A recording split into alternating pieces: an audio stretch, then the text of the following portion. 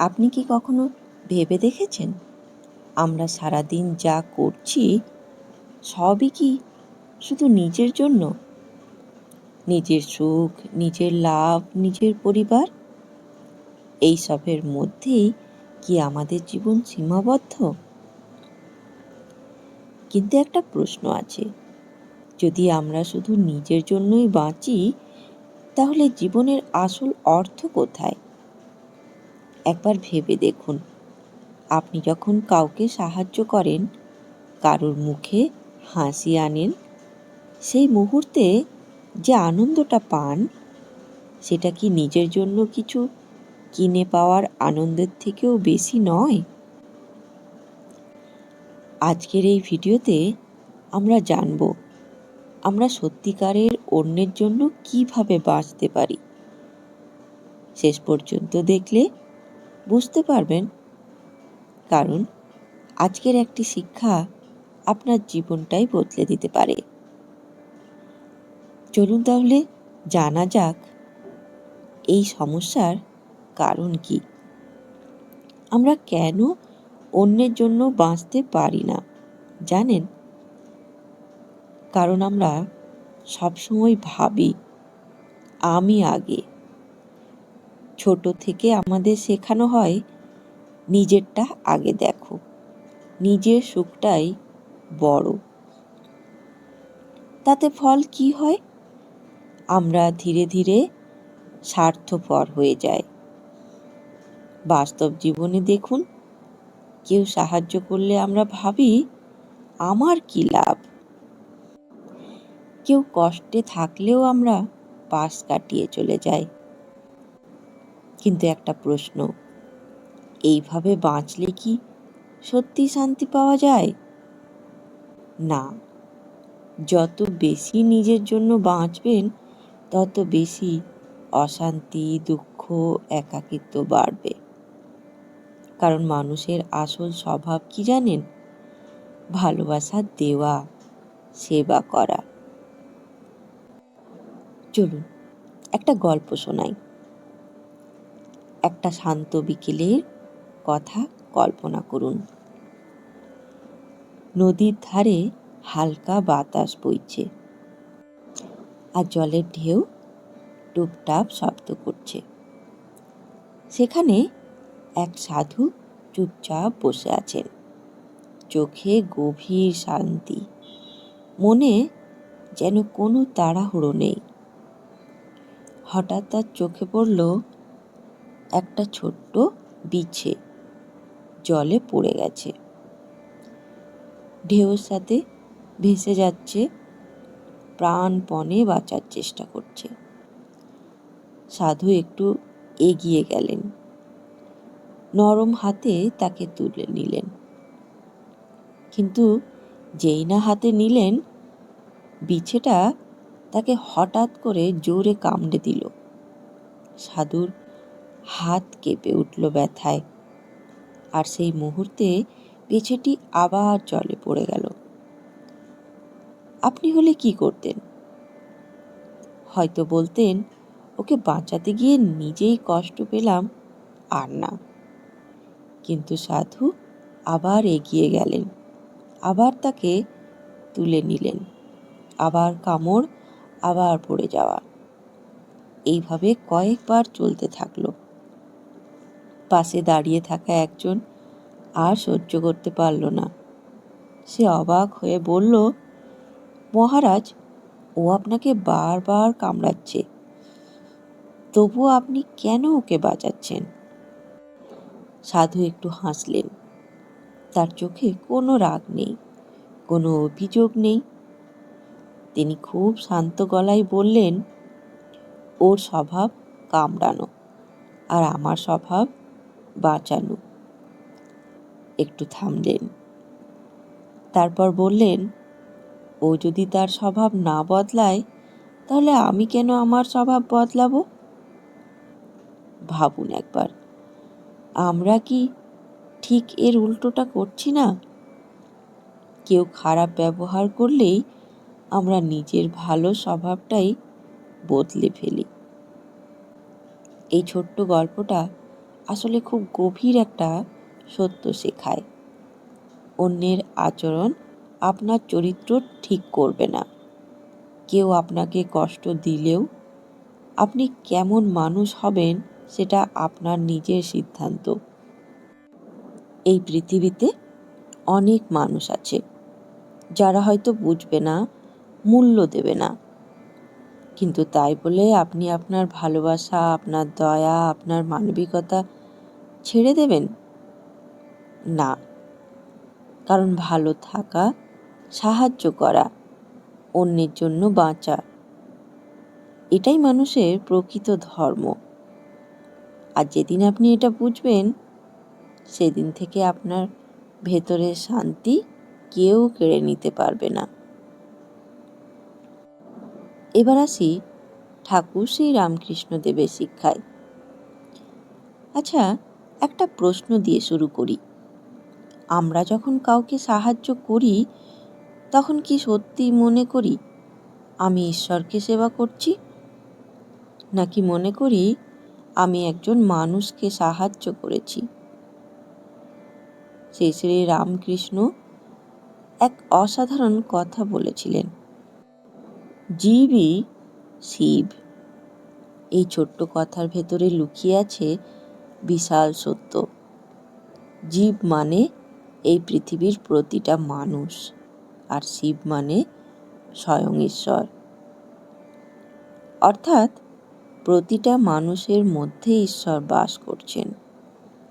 ভাবুন তো, আপনি যখন কাউকে এক গ্লাস জল দেন, কারুর কষ্টে পাশে দাঁড়ান, কাউকে ভালোবাসা দেন, তখন আপনি শুধু একজন মানুষকে সাহায্য করছেন না, আপনি আসলে ঈশ্বরকেই সেবা করছেন। ঠাকুর শুধু বলেই থামেননি, তিনি নিজের জীবনে এটা করে দেখিয়েছেন। তিনি যখন দক্ষিণেশ্বরে থাকতেন, তখন অনেক মানুষ আসতো, কেউ কষ্ট নিয়ে, কেউ দুঃখ নিয়ে, কেউ প্রশ্ন নিয়ে। ঠাকুর কখনো কাউকে ছোট করে দেখেননি। ধনী, গরিব, ভালো, খারাপ, সবাইকে একই চোখে দেখতেন। কেন জানেন? কারণ তিনি প্রতিটা মানুষের মধ্যে ঈশ্বরকে দেখতেন। একবার ভাবুন, আমরা কি করি? কেউ ভালো ব্যবহার করলে আমরা ভালো থাকি, কেউ খারাপ ব্যবহার করলে আমরা দূরে সরে যাই। কিন্তু ঠাকুর শিখিয়েছেন, মানুষকে নয়, তার ভেতরের ঈশ্বরকে দেখো। এই দৃষ্টিভঙ্গি যদি বদলাতে পারেন, আপনার জীবনটাও বদলে যাবে। ঠাকুর আরও একটি গভীর কথা বলতেন, নিজেকে ভুলে যাও, অন্যের ভালো করো। এটা শুনতে সহজ, কিন্তু করতে খুব কঠিন।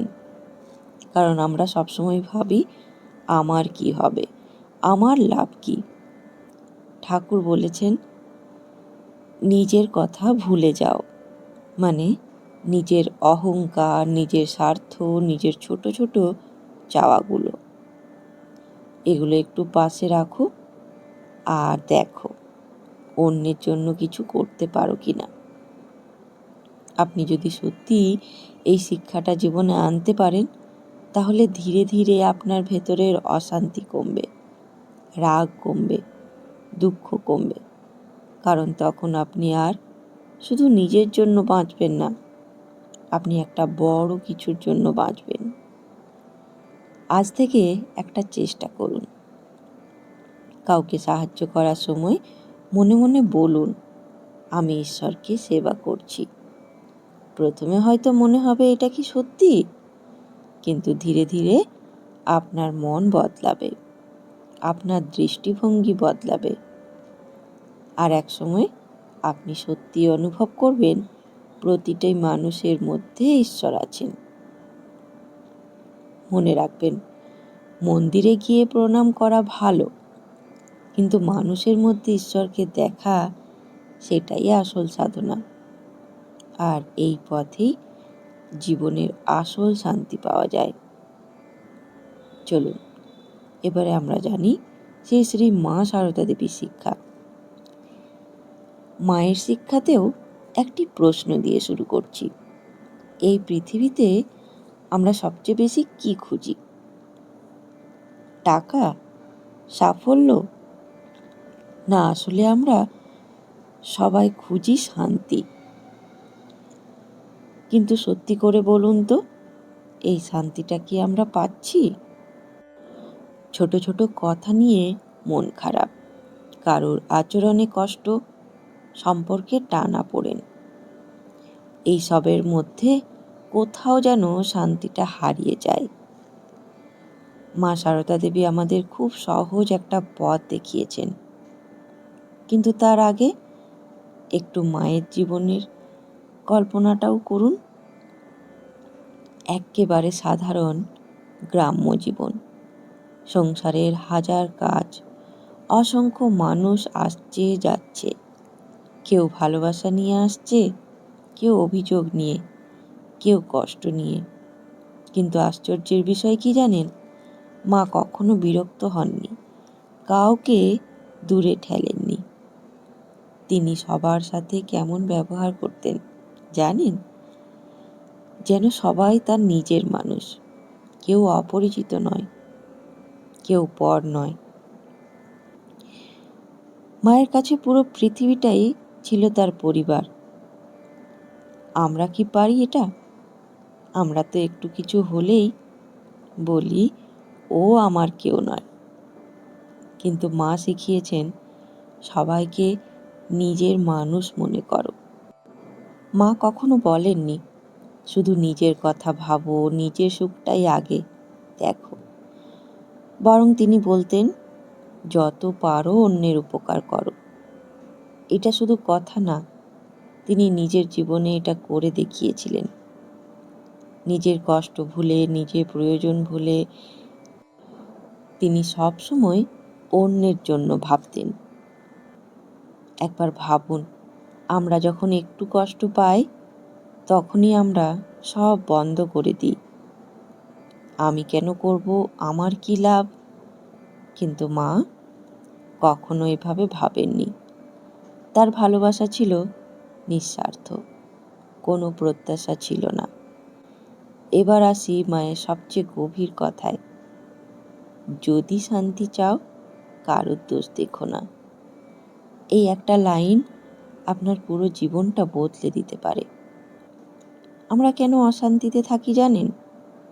কারণ আমরা সবসময় অন্যের দোষ খুঁজি। ও এটা ভুল করেছে, ও আমাকে কষ্ট দিয়েছে, ও ঠিক না।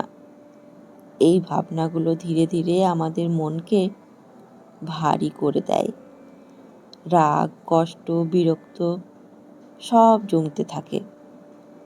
কিন্তু মা বলেছেন, কারোর দোষ দেখো না। মানে অন্যায়কে মেনে নাও, এটা বলেননি, বরং নিজের মনকে শান্ত রাখো। অন্যের ভুল দেখে নিজের শান্তি নষ্ট করো না। কারণ আপনি যত দোষ দেখবেন, তত আপনার মন অশান্ত হবে। আর আপনি যত ক্ষমা করতে শিখবেন, তত আপনার মন হালকা হবে। একটা ছোট্ট চেষ্টা করে দেখুন। আজ থেকে কাউকে বিচার করার আগে একটু থামুন। ভাবুন, আমি যদি তার জায়গায় থাকতাম, হয়তো আপনার দৃষ্টিভঙ্গি বদলে যাবে এটা ভেবে। মনে রাখবেন, শান্তি বাইরে কোথাও নেই, শান্তি আপনার নিজের মনেই আছে। আর সেই শান্তি পাওয়ার পথটা মা খুব সহজ করে দিয়েছে। যদি শান্তি চাও, কারোর দোষ দেখো না। এই একটা লাইন যদি জীবনে আনতে পারেন, তাহলে ধীরে ধীরে আপনার জীবন, আপনার মন সব কিছু বদলে যাবে। জানেন, ভগবত গীতায় একটি গভীর শিক্ষা আছে। ভগবত গীতাতে বলা হয়েছে নিষ্কাম কর্ম, অর্থাৎ কোনো ফলের আশা না করে কাজ করা। আপনি যদি অন্যের জন্য কিছু করেন, কিন্তু মনে মনে ভাবেন, ও আমাকে কি দেবে, তাহলে সেটা সত্যিকারের সেবা নয়। কিন্তু যখন আপনি নিঃস্বার্থভাবে দেন, তখন আপনার মন শুদ্ধ হয়, আর তখনই আসে আসল শান্তি। নিজের জন্য করলে সুখ সাময়িক, অন্যের জন্য করলে সুখ চিরস্থায়ী। এবার আসি স্বামীজির শিক্ষায়। আচ্ছা, আমরা কাকে শক্তিশালী মানুষ বলি? যে নিজের জন্য সফল, না যে অন্যকেও তুলে ধরতে পারে? স্বামী বিবেকানন্দ আমাদের একটি গভীর শিক্ষা দিয়েছেন। অন্যের সেবা করাই সবচেয়ে বড় ধর্ম। তিনি আরও বলেছিলেন, যে মানুষ অন্যের জন্য বাঁচে সেই সত্যিকারের বাঁচে। আমরা অনেক সময় ভাবি, আমি আগে নিজে সফল হই, তারপর অন্যকে সাহায্য করব। কিন্তু বিবেকানন্দ বলেছিলেন, সত্যিকারের শক্তি শুধু নিজের উন্নতিতে নয়, সত্যিকারের শক্তি তখনই যখন আপনি অন্যকেও সামনে এগিয়ে নিয়ে যান। ভাবুন তো, আপনি যদি একা উপরে ওঠেন, সেটা সাফল্য হতে পারে, কিন্তু আপনি যদি কাউকে সঙ্গে নিয়ে উঠতে পারেন, সেটাই মহত্ব। বিবেকানন্দ আমাদের ভয় কাটাতেও শিখিয়েছেন। তিনি বলেছিলেন, ভয় পেও না, ছোট্ট সাহায্য করতে ভয় পেও না, সামনে এগিয়ে যেতে ভয় পেও না, অন্যের পাশে দাঁড়াতে ভয় পেও না। তিনি বলেছিলেন, যতটুকু পারো সাহায্য করো। বড় কিছু না পারলেও একটা ভালো কথা, একটা সাহস দেওয়া, একটা ছোট্ট সহযোগিতা, এগুলোই অনেক সময় কারোর জীবনের মোড় ঘুরিয়ে দেয়। মনে রাখবেন, আপনি যখন কাউকে তুলে ধরেন, তখন আপনি নিজেও উঠে যান। আপনি যখন অন্যের জন্য বাঁচেন, তখনই আপনার জীবন সত্যিকারের অর্থ পায়। চলুন এবার জানব প্রতিদিনের ব্যবহারিক অনুশীলন। আজ থেকেই ছোট্ট ছোট্ট কিছু অভ্যেস শুরু করুন। প্রথম, প্রতিদিন সকালে মনে বলুন, আজ আমি কাউকে সাহায্য করব। দ্বিতীয়, কারোর কষ্ট দেখলে পাশ কাটাবেন না। তৃতীয়, ছোট হলেও কাউকে সাহায্য করুন। চতুর্থ, কারোর দোষ না দেখে ভালো দিক দেখুন। পঞ্চম, কৃতজ্ঞতা প্রকাশ করুন। ষষ্ঠ, প্রতিদিন ঈশ্বরের কাছে বলুন, আমাকে অন্যের জন্য বাঁচতে শেখাও। এই ছোট্ট অভ্যেসগুলোই আপনার জীবন বদলে দেবে। শেষ করার আগে একটা ছোট্ট প্রশ্ন রেখে যেতে চাই। আমরা এতদিন কিভাবে বেঁচে আছি? শুধু নিজের জন্য, নাকি সত্যিই কারোর জীবনে আলো হয়ে উঠেছি? আজকের এই কথাগুলো থেকে আমরা কি শিখলাম? শুধু নিজের জন্য বাঁচা সেটাই জীবন নয়। সত্যিকারের জীবন তখনই শুরু হয় যখন আমরা অন্যের জন্য বাঁচতে শিখি।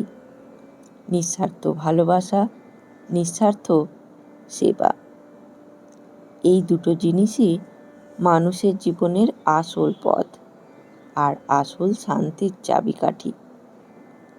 তাই আজ থেকেই একটা ছোট্ট সিদ্ধান্ত নিন, আমি শুধু নিজের জন্য নয়, অন্যের জন্যও বাঁচব। বড় কিছু করতে হবে না, একটা ভালো কথা, একটা ছোট্ট সাহায্য, কারোর কষ্টে একটু পাশে দাঁড়ানো, এই ছোট্ট ছোট্ট কাজগুলোই একদিন বড় পরিবর্তন এনে দেয়। মনে রাখবেন, আপনি যখন কারোর জীবনে একটু আলো নিয়ে আসেন, তখন সেই আলো ফিরে এসে আপনার জীবনকেও আলোকিত করে। আপনি যখন কাউকে হাসান, তখন আপনার মনও হালকা হয়ে যায়। আপনি যখন কাউকে সাহায্য করেন, তখন আপনার জীবনটাই অর্থপূর্ণ হয়ে ওঠে। তাই আজ থেকে শুধু একটা কাজ করুন, নিজের জন্য নয়, অন্যের জন্য একটু বাঁচুন। দেখবেন আপনার ভেতরে শান্তি ধীরে ধীরে নিজেই আপনার কাছে ফিরে আসবে। ধন্যবাদ। জয় ঠাকুর, জয় মা, জয় স্বামীজি।